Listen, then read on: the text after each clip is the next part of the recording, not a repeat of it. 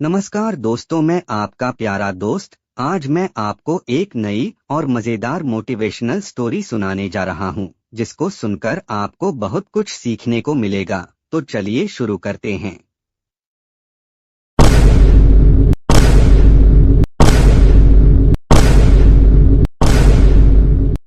Ma'am, मैं इस engine को ठीक कर सकता हूँ। क्या बकवास कर रहा है ये बच्चा? अब ये इंजन ठीक करेगा? तुम्हें जरा भी अंदाजा है तुम क्या बोल रहे हो? अब मैं अपनी औकात दिखाऊंगा और इस इंजन को ठीक कर दूंगा। साल 2023 का अगस्त महीना था। बेंगलुरु की इलेक्ट्रॉनिक सिटी में वह सुबह कुछ अलग थी। आम दिनों में जहां तकनीकी कंपनियों के बाहर कॉफी की खुशबू, कारों की कतारें और कर्मचारियों की हंसी गूंजती रहती थी, उस दिन वहां एक अजीब सी खामोशी पसरी हुई थी। सड़क के बीचों बीच कांच और स्टील से बनी एक भव्य इमारत खड़ी थी, जिसका नाम था आर्यावर्त रोबोटिक्स लिमिटेड। यह वही कंपनी थी जिसने भारत को आर्टिफिशियल इंटेलिजेंस और इंडस्ट्रियल ऑटोमेशन की दुनिया में नई पहचान दी थी। दुनिया के कई देशों में इसकी मशीनें काम कर रही थीं, लेकिन आज उसी इमारत के भीतर जैसे कुछ मर चुका था। पिछले 10 दिनों से कंपनी का सबसे अहम और सबसे महंगा प्रोजेक्ट पूरी तरह बंद पड़ा था। एक 120 करोड़ रुपये की लागत से बनी हाइड्रोलिंक H9 100 नाम की विशाल ऑटोमेशन मशीन, जो पूरे प्रोजेक्ट की रीढ़ थी, अचानक ठप हो गई थी। इस मशीन के बंद होते ही पूरी उत्पादन प्रक्रिया रुक गई थी। हर दिन करीब 2 करोड़ रुपये का नुकसान हो रहा था। 10 दिन में 20 करोड़ से ज्यादा का घाटा, और उससे भी बड़ा नुकसान कंपनी की साख का था। आज तक आर्यावर्त रोबोटिक्स में ऐसा कभी नहीं हुआ था। देश और विदेश से बड़े बड़े इंजीनियर बुलाए जा चुके थे। जर्मनी, जापान और दक्षिण कोरिया से आई टीमों ने मशीन का हर हिस्सा जांचा। सेंसर बदले गए, वायरिंग दोबारा की गई, सॉफ्टवेयर फिर से डाला गया, लेकिन मशीन टस से मस नहीं हुई। लाल चेतावनी लाइट लगातार जल रही थी, जैसे मशीन चुपचाप कुछ कहना चाहती हो, लेकिन कोई उसकी भाषा समझ नहीं पा रहा हो।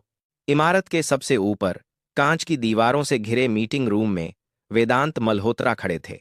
लंबा कद, सादी सफेद शर्ट, बिना टाई, आंखों के नीचे नींद की कमी के गहरे निशान। वेदांत टेक्नोलॉजी की दुनिया का बड़ा नाम थे। शून्य से इस कंपनी को खड़ा किया था उन्होंने, लेकिन आज उनकी आंखों में आत्मविश्वास नहीं, चिंता और डर साफ दिख रहा था। उन्होंने गुस्से में टेबल पर हाथ मारा और कहा कि 10 दिन हो गए और अभी तक मशीन चालू नहीं हुई। क्या हम बच्चों की तरह कंपनी चला रहे हैं? कमरे में खड़े इंजीनियर सिर झुकाए खामोश थे। एक सीनियर इंजीनियर ने कांपती आवाज में कहा कि सर, हमने हर सिस्टम चेक कर लिया है। Sensor, control unit, hydraulic system, software, सब कुछ सही दिख रहा है। दूसरे इंजीनियर ने बताया कि जर्मनी की स्पेशल टीम भी 3 दिन से लगी हुई है, लेकिन असली समस्या पकड़ में नहीं आ रही। वेदांत ने गहरी सांस ली। गुस्सा अब चिंता में बदल चुका था। उन्होंने सख्त लहजे में कहा कि आज पूरा सिस्टम फिर से शुरू से चेक होगा और शाम तक रिपोर्ट चाहिए। मीटिंग खत्म हुई। वेदांत थके हुए कदमों से लिफ्ट की ओर बढ़े और नीचे आए। जैसे ही वह गेट के पास पहुंचे, उनकी नजर फुटपाथ पर बैठे एक लड़के पर पड़ी। उम्र करीब 15 साल, फटे हुए कपड़े, घुटनों तक जमी धूल, एक हाथ में जूते चमकाने का ब्रश और दूसरी तरफ पॉलिश की बोतल। वह जूते पॉलिश कर रहा था, लेकिन उसकी आंखें जूतों पर नहीं थीं। वह सामने खड़ी आर्यावर्त रोबोटिक्स की ऊंची इमारत को लगातार देख रहा था, जैसे उस कांच के भीतर उसका कोई सपना कैद हो। उस लड़के का नाम आरव था। वेदांत ने उसे बस एक नजर देखा और फिर आगे बढ़ गए। उन्हें क्या पता था कि यही लड़का कुछ ही घंटों बाद उनकी जिंदगी का सबसे बड़ा मोड़ बनने वाला है। आरव हर दिन यहां आता था। सुबह जूते पॉलिश करता, दोपहर में चाय वाले की मदद करता और शाम को फिर इसी जगह बैठ जाता। लेकिन वह बाकी बच्चों जैसा नहीं था। उसकी नजरें हमेशा कंपनी के मशीन सेक्शन की ओर टिकी रहती थीं। आज भी अंदर इंजीनियरों की भाग दौड़ चल रही थी। अलार्म की आवाजें गूंज रही थीं। लाल चेतावनी लाइट अब भी जल रही थी। आरव ने धीरे से खुद से कहा कि 10 दिन से मशीन बंद है, लेकिन ये लोग गलत जगह देख रहे हैं। असली समस्या तो बैकअप यूनिट में है। उसकी आवाज इतनी धीमी थी कि कोई सुन नहीं सकता था, लेकिन उसका दिमाग बहुत तेज चल रहा था। उसे पता था कि कोई उसकी बात नहीं सुनेगा, क्योंकि दुनिया जूते पॉलिश करने वाले बच्चों की बात नहीं सुनती। किसी को नहीं पता था कि यह बच्चा दिन में सड़क पर बैठता है और रात में मशीनों से बातें करता है। किसी को नहीं पता था कि उसकी जिंदगी कितनी खामोशी में लड़ रही है। आरव इमारत को देखते हुए मन ही मन बोला कि काश उसे बस 5 मिनट मिल जाएं, सिर्फ 5 मिनट। वह इस मशीन को ठीक कर सकता है, लेकिन किस्मत हर किसी को मौका सीधे नहीं देती। अक्सर वह पहले इम्तिहान लेती है, और आरव का इम्तिहान अब शुरू होने वाला था। आरव के लिए वह इमारत सिर्फ कांच और स्टील का ढांचा नहीं थी, वह उसके लिए एक सवाल थी, एक चुनौती थी, और कहीं न कहीं एक सपना भी। दिन भर सड़क किनारे बैठकर जूते पॉलिश करते हुए भी उसका मन वहीं अटका रहता था। ब्रश उसके हाथ में चलता रहता, लेकिन दिमाग मशीनों के भीतर घूमता रहता। लोग आते, जूते चमकवाते और चले जाते। कोई उसके चेहरे की तरफ ठीक से देखता भी नहीं था। सबके लिए वह बस एक गरीब बच्चा था, जिसे दिन के अंत में कुछ सिक्के मिल जाएं, वही काफी था। शाम ढलते ही जब दफ्तरों की लाइटें जल उठतीं और कर्मचारी अपने घरों की ओर लौटने लगते, तब आरव भी अपना छोटा सा सामान समेटता। उसके कदम तेज नहीं होते थे, लेकिन मन में एक बेचैनी रहती थी।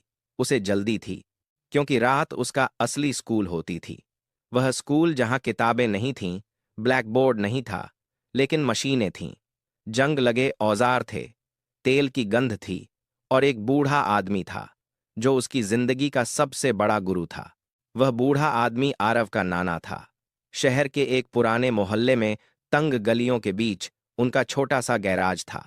टिन की छत, दीवारों पर जमी ग्रीस, कोनों में पड़े टूटे पंखे, पुराने जनरेटर और अधखुले स्कूटर। बाहर से देखने वाला कोई भी आदमी कह देता कि यह जगह कबाड़ से भरी है, लेकिन आरव के लिए यह जगह किसी मंदिर से कम नहीं थी। यहीं उसने मशीनों की भाषा सीखी थी। नाना कभी इसी आर्यावर्त रोबोटिक्स में सीनियर इंजीनियर हुआ करते थे। वे उन दिनों के गवाह थे जब वेदांत मल्होत्रा एक छोटे से कमरे में बैठकर कंपनी का सपना देखा करते थे। लेकिन समय बदला, रिश्ते बदले, और नाना इस दुनिया से बाहर हो गए। अब उनकी पहचान सिर्फ एक बूढ़े मैकेनिक की थी, जिसकी आंखों में अनुभव था और हाथों में अब भी मशीनों की पकड़। रात को गैराज का दरवाजा आधा बंद होता, बाहर की आवाजें धीमी पड़ जातीं और भीतर सिर्फ औजारों की खनक सुनाई देती।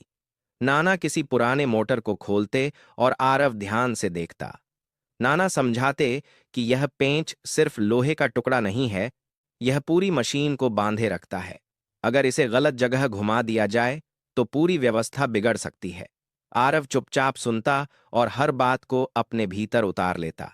नाना अक्सर कहते कि मशीन को सिर्फ आंखों से मत देखो, उसे महसूस करो, उसकी आवाज सुनो, उसके कंपन को समझो।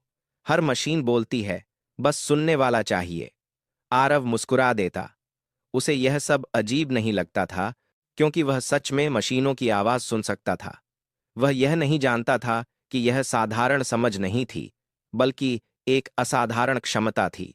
घर के भीतर हालात अच्छे नहीं थे। आरव की मां नंदिनी अक्सर बीमार रहती थीं, शरीर कमजोर हो चुका था, दवाइयां महंगी थीं, और पैसे हमेशा कम पड़ जाते थे। कई बार आरव ने अपनी मां को आधी दवा खाते देखा था, ताकि अगली खुराक के लिए कुछ बच जाए।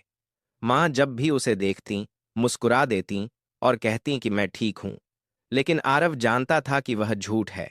रात को जब वह थककर जमीन पर लेटता, तब भी उसका दिमाग मशीनों के बीच घूमता रहता। उसे आर्यावर्त की वह विशाल मशीन याद आती, जो 10 दिनों से खामोश खड़ी थी।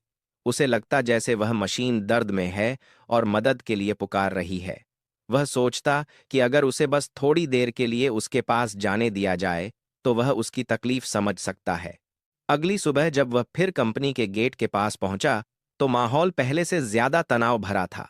इंजीनियरों के चेहरे उतरे हुए थे, गार्ड सख्त थे, हर कोई जल्दी में था। आरव ने अपना स्टूल लगाया और जूते पॉलिश करने लगा, लेकिन आज उसका मन कहीं और था। उसकी मां की दवाइयां खत्म हो चुकी थीं। नाना ने रात को कहा था कि बेटा, दुनिया गरीब के हुनर को तब तक नहीं पहचानती जब तक वह दुनिया को झटका न दे दे। वही बात आरव के दिल में गूंज रही थी। उसे पैसे चाहिए थे, लेकिन उससे भी ज्यादा उसे मौका चाहिए था। वह जानता था कि अगर वह मशीन ठीक कर दे तो शायद उसकी जिंदगी बदल जाए। उसने हिम्मत करके गार्ड से कहा कि बस 5 मिनट मशीन को देख लेने दे। गार्ड ने डांट दिया और धक्का देकर उसे पीछे हटा दिया। कुछ लोग हंसने लगे। किसी ने कहा कि यह बच्चा पागल है। किसी ने कहा कि इसे तो लैपटॉप भी चलाना नहीं आता होगा। आरव ने कुछ नहीं कहा। वह चुपचाप उठकर एक कोने में बैठ गया। उसके घुटनों पर धूल थी, कपड़े और गंदे हो गए थे, लेकिन उसकी आंखों में अब भी वही चमक थी। वह भीतर ही भीतर तय कर चुका था कि वह हार नहीं मानेगा, क्योंकि उसके लिए यह सिर्फ एक मशीन नहीं थी, यह उसकी मां की दवा थी, यह उसके नाना की इज्जत थी, और शायद उसकी अपनी पहचान भी। उसे नहीं पता था कि यह जिद, यह खामोश भरोसा उसे उस दरवाजे के भीतर ले जाने वाला है जहां से उसकी जिंदगी हमेशा के लिए बदलने वाली थी। उस दिन दोपहर के बाद का समय था। सूरज ऊपर था, लेकिन आर्यावर्त रोबोटिक्स के भीतर अंधेरा और भारीपन पसरा हुआ था। मशीन सेक्शन में बार बार अलार्म बज रहा था, और हर बार वह आवाज लोगों के दिलों की धड़कन और तेज कर देती थी। इंजीनियरों के चेहरे थके हुए थे, आंखों में नींद नहीं बल्कि डर था। डर इस बात का कि अगर आज भी कुछ नहीं हुआ तो कल क्या होगा, यह कोई नहीं जानता था। आरव बाहर फुटपाथ पर बैठा सब देख रहा था। अब वह जूते पॉलिश कम कर रहा था और कंपनी की तरफ ज्यादा देख रहा था। उसे ऐसा लग रहा था जैसे मशीन उसे बुला रही हो। हर बार जब लाल लाइट चमकती, उसके भीतर कुछ चुभता। वह खुद से कहता कि यह मशीन खराब नहीं है, इसे जानबूझकर रोका गया है, यह कोई हादसा नहीं है। लेकिन उसकी यह समझ, उसकी यह आवाज बाहर की दुनिया तक पहुंच ही नहीं पा रही थी। अचानक मशीन सेक्शन से तेज सायरन की आवाज आई। स्क्रीन पर सिस्टम क्रिटिकल एरर लिखा चमक उठा। कुछ इंजीनियर घबराकर बाहर की ओर दौड़े। गार्ड सतर्क हो गए। माहौल और ज्यादा तनावपूर्ण हो गया। आरव भी डर गया, लेकिन उसकी नजरें मशीन के कंट्रोल रूम पर टिक गईं। उसे साफ दिख रहा था कि लोग फिर वही कर रहे हैं जो पिछले 10 दिनों से कर रहे थे। सेंसर, स्क्रीन, कोड, लेकिन कोई भी वहां नहीं देख रहा था जहां असली गड़बड़ी छुपी हुई थी। वह धीरे से उठा और गेट के पास चला गया। उसने हिम्मत करके फिर से अंदर झांकने की कोशिश की। तभी एक गार्ड ने उसे देख लिया और गुस्से में चिल्लाया, क्या है रे, बार बार यहां क्यों आ जाता है? उसने आरव को जोर से धक्का दिया। आरव संतुलन खो बैठा और सड़क पर गिर पड़ा। उसके हाथ से ब्रश और बोतल दूर जा गिरे। कुछ लोग रुककर देखने लगे। किसी ने हंसते हुए कहा कि यह बच्चा सच में पागल है। किसी ने कहा कि इतनी बड़ी कंपनी में यह क्या कर लेगा। आरव उठा, कपड़ों से धूल झाड़ी और चुपचाप वापस अपने कोने में बैठ गया। उसकी आंखों से आंसू निकल आए, लेकिन उसने उन्हें जल्दी से पोंछ लिया। उसे रोना नहीं था, उसे बस एक मौका चाहिए था। वह जानता था कि अगर वह अंदर गया और सही जगह दिखा दी तो सब बदल सकता है। लेकिन वह यह भी जानता था कि उसकी शक्ल, उसके कपड़े और उसका पेशा उसके सबसे बड़े दुश्मन हैं। शाम ढलने लगी थी। वेदांत मल्होत्रा थके हुए कदमों से बाहर आए। सिर भारी था, आंखें जल रही थीं। 10 दिनों की नींद एक साथ उतर आई थी। जैसे ही वह गेट के पास पहुंचे, उनकी नजर फिर उसी लड़के पर पड़ी। वही लड़का जो सुबह से वहीं बैठा था। अब वह चुपचाप जमीन पर बैठा था। उसके पास कोई ग्राहक नहीं था। ब्रश एक तरफ पड़ा था, लेकिन उसकी नजरें अब भी कंपनी के भीतर थीं। वेदांत कुछ पल रुके। उन्हें नहीं पता क्यों, लेकिन उस लड़के की आंखों में उन्हें कुछ अलग दिखा। कोई लालच नहीं, कोई चालाकी नहीं, सिर्फ एक बेचैन सच्चाई। उन्होंने गार्ड से पूछा कि यह लड़का यहां बार बार क्यों आता है। गार्ड ने झुंझलाकर कहा कि सर, यह कहता है कि मशीन ठीक कर देगा, मशीनों की तरफ घूरता रहता है। मैंने इसे कई बार भगाया है। वेदांत ने आरव की तरफ देखा। आरव ने नजरें झुका लीं। कुछ सेकंड की खामोशी के बाद वेदांत ने पूछा कि तुम मशीन को इतना ध्यान से क्यों देखते हो? आरव की आवाज बहुत धीमी थी, लेकिन शब्द साफ थे। सर, मुझे मशीनें पसंद हैं। वेदांत ने हल्की सी हंसी के साथ कहा कि मशीनें और तुम जूते पॉलिश करते हो, ये करोड़ों की मशीनें हैं। आरव के भीतर डर था, लेकिन उससे बड़ा विश्वास था। उसने हिम्मत करके कहा कि सर, अगर मुझे बस एक बार मशीन के पास जाने दिया जाए तो मैं बता सकता हूं कि समस्या क्या है। पास खड़े कुछ इंजीनियर हंस पड़े। किसी ने कहा कि सर, समय बर्बाद मत कीजिए, 10 दिन में हम नहीं समझ पाए और यह बच्चा बताएगा। लेकिन आरव चुप रहा। उसने सिर्फ वेदांत की आंखों में देखा, जैसे वह उनसे नहीं, उनकी अंतरात्मा से बात कर रहा हो। वेदांत के भीतर कुछ हिला। उन्हें अचानक अपना बचपन याद आ गया। वह समय जब लोग उन्हें भी ऐसे ही देखते थे, एक आम सा लड़का, बड़े सपने और कोई भरोसा नहीं। उन्होंने गहरी सांस ली और सख्त आवाज में कहा कि ठीक है, इसे अंदर लाओ। पूरे स्टाफ में जैसे बिजली दौड़ गई। सर, यह ठीक नहीं है, यह बच्चा है, मशीन खतरनाक है। लेकिन वेदांत ने साफ शब्दों में कहा कि मैंने कहा है, इसे अंदर लाओ। आरव पहली बार उस गेट के भीतर गया जिसे वह महीनों से बाहर से देखता आ रहा था। हर कदम के साथ उसका दिल तेज धड़क रहा था। लोग फुसफुसा रहे थे, कोई उसे मजाक समझ रहा था, कोई खतरा। लेकिन आरव की नजर सिर्फ एक जगह थी, उस विशाल मशीन पर। वही हाइड्रोलिंक H900 जो अब उसके सामने खामोश खड़ी थी। वेदांत ने इंचार्ज से पूछा कि मशीन क्यों बंद है। इंचार्ज ने वही पुराना जवाब दिया कि सर, तकनीकी खराबी है, हमने सब कुछ चेक किया है। वेदांत ने आरव की ओर देखा और पूछा कि तुम्हें पता है यह मशीन क्यों बंद है। पूरा हॉल शांत हो गया। आरव कुछ पल चुप रहा, फिर बोला कि सर, अगर मैं मशीन को पास से देख लूं तो शायद बता सकूं। लोग फिर हंसे, लेकिन इस बार वेदांत नहीं हंसे। उन्होंने सबको चुप कराया। आरव धीरे धीरे मशीन के चारों ओर घूमने लगा। वह उसे छू रहा था, उसकी आवाज सुन रहा था, उसके कंपन को महसूस कर रहा था, जैसे वह किसी जीवित चीज से बात कर रहा हो। अचानक आरव रुका और बोला कि सर, यह मशीन खुद नहीं रुकी, इसे किसी ने रोका है। पूरे हॉल में सन्नाटा छा गया। एक इंजीनियर ने हंसते हुए कहा कि यह बकवास है, मशीन खराब है। आरव ने शांत आवाज में कहा कि नहीं सर, इसके मेन प्रेशर वाल्व को आधा घुमाया गया है। यह हादसा नहीं, जानबूझकर किया गया है। इंजीनियर चौंक गए। किसी ने कहा कि यह नामुमकिन है, उस वाल्व तक पहुंचने के लिए मशीन खोलनी पड़ती है। आरव ने मशीन के एक कोने की तरफ इशारा किया और कहा कि अगर इस पैनल की तीसरी स्क्रू ढीली कर दी जाए तो बिना पूरी मशीन खोले जांच की गई। स्क्रू सच में ढीली थी। उस पल कमरे की हवा बदल गई। अब यह सिर्फ एक खराब मशीन नहीं थी, यह एक साजिश थी। और उस साजिश को सबसे पहले पहचानने वाला एक जूते पॉलिश करने वाला बच्चा था। कमरे में अचानक ऐसा सन्नाटा छा गया था जैसे किसी ने हवा को भी रोक दिया हो। मशीन सेक्शन, जो कुछ देर पहले तक शोर और बहस से भरा था, अब बिल्कुल शांत था। सबकी निगाहें कभी उस ढीली स्क्रू पर जातीं, कभी आरव के चेहरे पर। किसी के पास बोलने के लिए शब्द नहीं थे। 10 दिनों से जिन इंजीनियरों की समझ यहां आकर ठहर गई थी, वहां एक 15 साल का बच्चा बिना किसी औपचारिक पढ़ाई के साजिश की तरफ इशारा कर चुका था। वेदांत मल्होत्रा ने गहरी सांस ली। उनके भीतर अब तक जो डर था वह एक अजीब सी स्पष्टता में बदल रहा था। उन्होंने शांत लेकिन दृढ़ आवाज में पूछा कि अगर यह वाल्व जानबूझकर घुमाया गया है तो क्या मशीन फिर से चालू हो सकती है? कमरे में कुछ इंजीनियर बेचैन हो उठे। किसी ने कहा कि सर, यह मशीन बेहद संवेदनशील है, जरा सी गलती से विस्फोट भी हो सकता है। किसी ने कहा कि बच्चा है, इसे जिम्मेदारी मत दीजिए। लेकिन वेदांत की नजरें आरव पर टिकी थीं। उस चेहरे पर न डर था न घबराहट, बस एक अजीब सा भरोसा था, जैसे उसे ठीक ठीक पता हो कि आगे क्या करना है। वेदांत ने उससे सीधे पूछा कि अगर मैं कहूं कि मशीन ठीक कर दो तो क्या तुम कर पाओगे? आरव ने पहली बार हल्की सी मुस्कान के साथ सिर हिलाया। उसने कहा कि सर, कोशिश करूंगा। यह शब्द किसी दावे की तरह नहीं थे, बल्कि एक सच्ची नीयत की तरह थे। कमरे में खड़े लोग एक दूसरे का मुंह देखने लगे।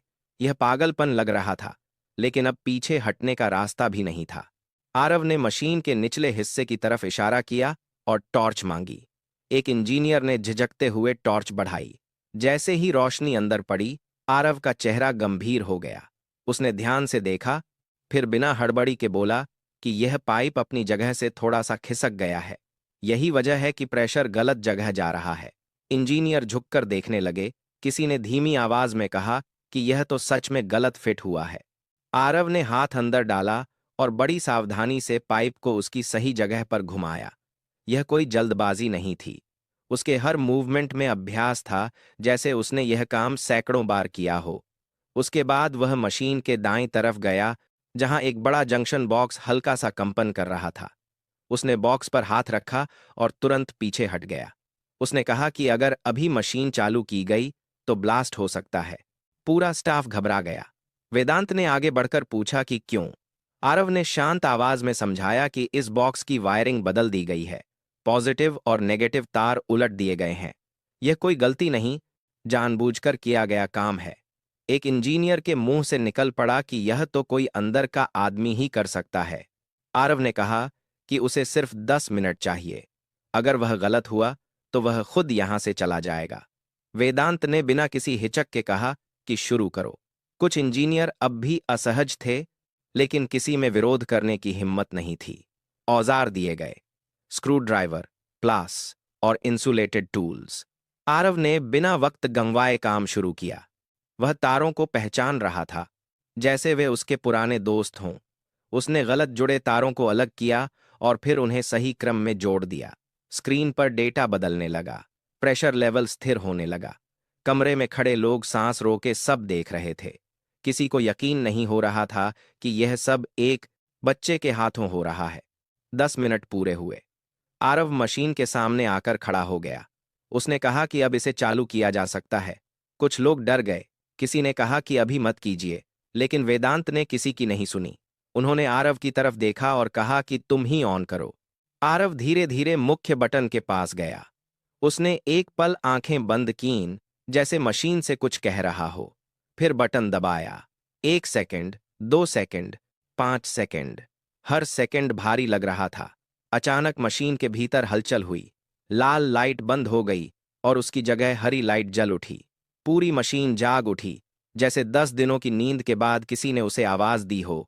कमरे में शोर गूंज उठा।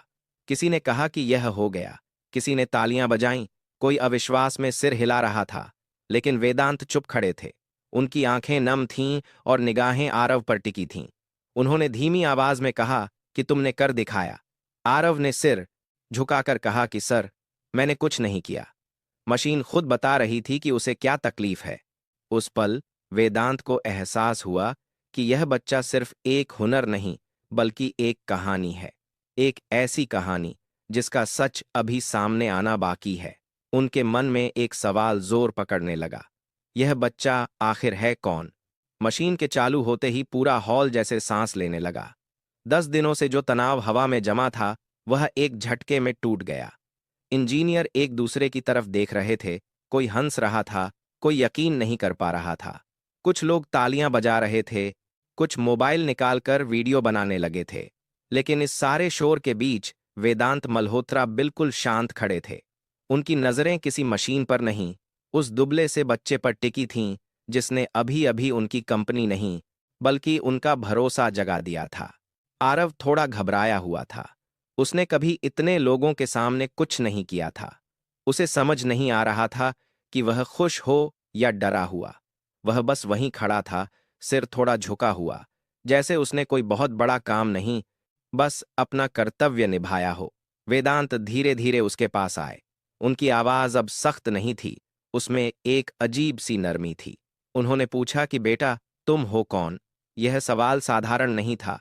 उसमें हैरानी भी थी, जिज्ञासा भी, और कहीं न कहीं अपनापन भी। आरव ने धीरे से कहा कि सर, मैं कोई खास नहीं हूं। मैं जूते पॉलिश करता हूं। मेरी माँ बीमार रहती हैं।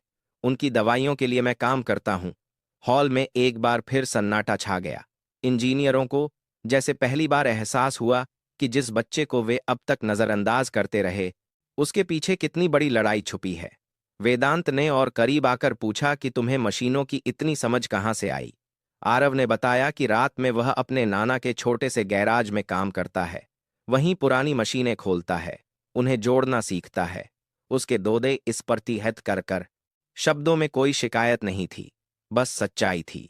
वेदांत के दिल में कुछ जोर से हिला। उन्होंने पूछा कि तुम्हारे पिता कहाँ हैं? आरव ने सिर झुका लिया और कहा कि मुझे नहीं पता। मैंने उन्हें कभी नहीं देखा। यह जवाब वेदांत के लिए किसी चोट से कम नहीं था। उन्होंने आरव के चेहरे को गौर से देखा। उसकी आंखें, उसकी नाक, उसका बोलने का तरीका, सब कुछ उन्हें जाना पहचाना सा लग रहा था। एक पुरानी याद, जिसे उन्होंने सालों पहले दबा दिया था, अब अचानक सामने खड़ी थी। वेदांत ने धीमी आवाज में पूछा कि तुम्हारी मां का नाम क्या है? आरव ने कहा, नंदिनी। पूरा नाम नंदिनी शर्मा। यह सुनते ही वेदांत का चेहरा सफेद पड़ गया। उनकी सांस कुछ पल के लिए अटक गई। नंदिनी शर्मा वही नाम था जिससे उन्होंने 15 साल पहले एक गलतफहमी में रिश्ता तोड़ लिया था। वह वक्त, वह झगड़ा, वह दूरी, सब कुछ एक साथ उनकी आंखों के सामने घूम गया। उन्होंने कांपती आवाज में पूछा कि तुम्हारी उम्र कितनी है? आरव ने कहा, 15 साल। वही उम्र, वही समय, वही कहानी। वेदांत वहीं कुर्सी पर बैठ गए। उनके हाथ कांप रहे थे। उन्होंने लगभग फुसफुसाते हुए पूछा कि क्या तुम्हारी माँ ने कभी तुम्हारे पापा की तस्वीर दिखाई? आरव ने कहा कि नहीं, माँ कहती हैं कि कुछ तस्वीरें खो गईं और कुछ उन्होंने खुद फाड़ दी। अब वेदांत को किसी सबूत की जरूरत नहीं थी।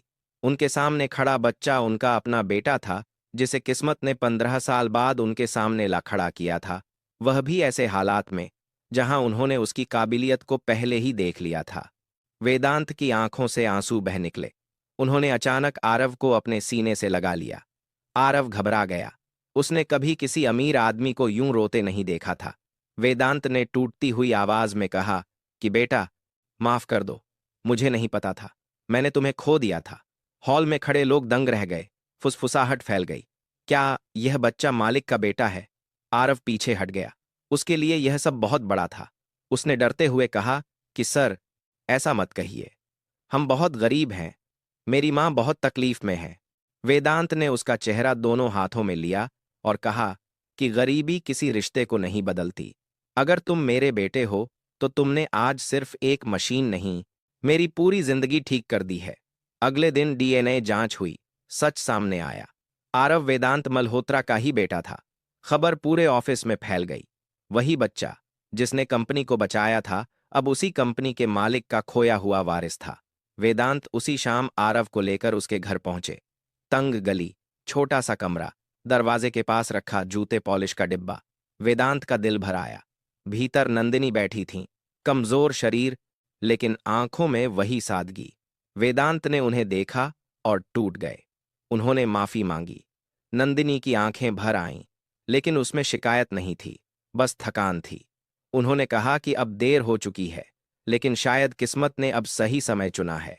नंदिनी का इलाज शुरू हुआ। नाना को कंपनी में सम्मान के साथ वापस लाया गया। आरव का दाखिला अच्छे स्कूल में हुआ। लेकिन सबसे बड़ी बात यह थी कि आरव की पहचान अब सिर्फ एक जूते पॉलिश करने वाले बच्चे की नहीं रही। वह एक बेटा था, एक हुनरमंद दिमाग था, एक भविष्य था। आरव आज भी मशीनों के पास खड़ा होकर उन्हें सुनता है। फर्क सिर्फ इतना है कि अब लोग उसकी बात सुनते हैं। वेदांत जब भी उसे काम करते देखते हैं तो मन ही मन कहते हैं कि काश मैंने उसे कभी खोया ही न होता। लेकिन आरव मुस्कुराकर कहता है कि अगर मैं खोया न होता तो शायद मुझे मशीनों की दुनिया नहीं मिलती और शायद मैं आपको कभी वापस नहीं पाता। कभी कभी जिंदगी पहले हमें तोड़ती है, फिर जोड़ती है, लेकिन जब जोड़ती है तो इतनी खूबसूरती से कि पुराने सारे दर्द भी किसी इनाम जैसे लगने लगते हैं। दोस्तों, अगर यह कहानी आपके दिल को छू गई हो तो कमेंट में ज़रूर बताइए और यह भी लिखिए कि आप यह कहानी भारत के किस कोने से सुन रहे हैं।